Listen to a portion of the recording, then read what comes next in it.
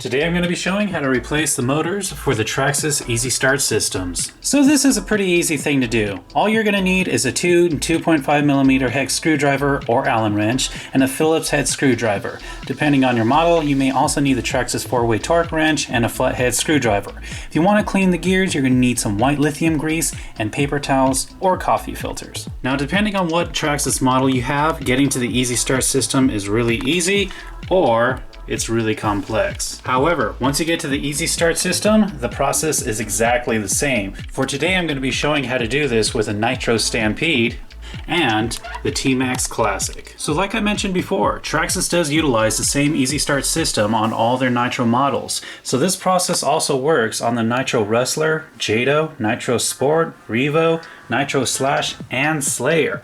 However, it is an important note. There are two different versions of the Easy Start system. For the original Easy Start system, it was actually really simple to change out the motor. The easiest way to tell if you have the original Easy Start system is that you will see these two screws. First thing you want to do is remove them. With those out of the way, you pull the motor out, you unplug it, then you get your new one. Look on the end to see if which side is positive and which side is negative. Plug it in. Slide it back into the Easy Start system, making sure that the screw holes line up with the holes in the case, and then reinserting the two screws. And as you can see, the motor is ready to go. Last thing I should mention is they do include an extra gear. This goes inside the Easy Start system. It's the gear that goes closest to the motor. In case this metal pinion eats out the plastic for this gear, you do have a replacement for it. Now, if you have the Easy Start system too, you're going to notice there are no screws at the end. So how do you get the motor off? Well, you have to take this thing apart. A little bit of a fluke for the Easy Start system too, but it does have higher torque, so I guess it was a better setup? Not too sure why, but let's go ahead and get this thing out. So I need to go ahead and unplug the glow plug wire. Then I need to go ahead and pull out the fuel line that goes into the top of the fuel tank. Then I need to go ahead and pull out the fuel line that goes into the carburetor. I need to go ahead and disconnect the arm that hooks up to the throttle, followed by unplugging the motor. Now I can finally detach the engine from the chassis. It's held in with 4 screws. We have 2 on each side of the engine itself, and then 1 more that attaches the exhaust to the chassis. Next up, I'm going to grab the engine, tilt it forward, pull it back and out. Now I need to go ahead and detach this wire from the Easy system that connects to the exhaust. It's held in with 1 screw. And now I have finally reached the Easy Start system. Like I mentioned before, the process to getting to this is different for each model. For the T-maxx, as you can see, it was a little complicated. For the Wrestler and others, it's not so hard. All you have to do is take off the exhaust and you're there. But anyways, let's go ahead and take off the Easy Start system. It's held to the engine with 3 screws. Now we can go ahead and get the Easy Start system, jiggle it back and forth, and pull it off gently. You want to make sure you don't lose this one-way bearing. It can pop out. It goes only one way, so if you put this on the wrong way, it's not going to crank your engine when you start the Easy Start system. You have to take this off, put it back the right way, and then it'll work.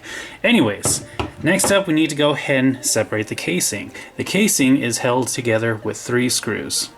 Now it's time for things to get a little messy. We're going to jiggle the case apart. Be sure not to lose any of the gears that are inside. We're going to get this middle gear along with the bushing, set that off to the side. We're going to get this gear along with its bushing, set that off to the side.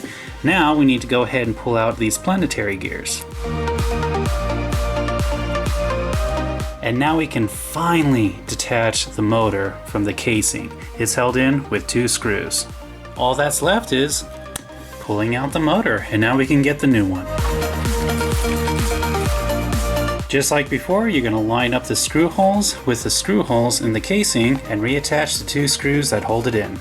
With this side taken care of, I'm going to move to the other side, and you're going to see this copper ring. That is a bushing. In order to get it out, I'm going to use the old motor, stick in the shaft, rotate it around, and pop it out. Now I can replace it with the brand new bushing they provide. So it's time to put everything back together. I did clean off all the gears and I got some new white lithium grease, coated all the gears that I need to, As you can see, I put the 3 planetary gears on this main gear. Let's slide this back in. As you can see, it easily rotates. We're going to get the next gear along with its bushing. Put that into place, followed by the other side and its gears. Make sure everything sits together flush. Then we're going to reattach the 3 screws that hold it together. Now it's time to reattach the Easy Start system. Make sure that the one-way bearing is facing the right direction though. Slide that in position and reattach the 3 screws that hold it in. Now it's time to hook the engine back up. So I'm going to start by reattaching this screw that holds in the wire and the exhaust. Now I need to make sure that the fuel line, wires, and throttle arm are all out of the way. I'm going to tilt the engine forward and slide it back into place, and then reattach the 5 screws that hold it down. Now it's time to go ahead and reattach the fuel line from the bottom of the fuel tank back to the carburetor, the other fuel line to the top of the fuel tank, the wire that goes back to the glow plug, reattach the arm back to the throttle, and then finally reattach the plugs back to the Easy Start motor. Make sure that you check on the end of the cap to see which side is positive and which one's negative. Now it's time to do a quick test. Everything works. She's ready to go. So before I end this video, I want to go ahead and talk about the major difference between the old Easy Start motor and the new one. As you can see, the dimensions for the motors themselves are exactly the same. The difference lies within the pinion gear at the end. You can see that the old one is rather big and the new one's small. They're different sizes and in different positions. That means these are not interchangeable. You cannot buy the older and cheaper Easy Start motor and put in the new Easy Start system, and vice versa. You can't do that. You also cannot pull off the pinion gears.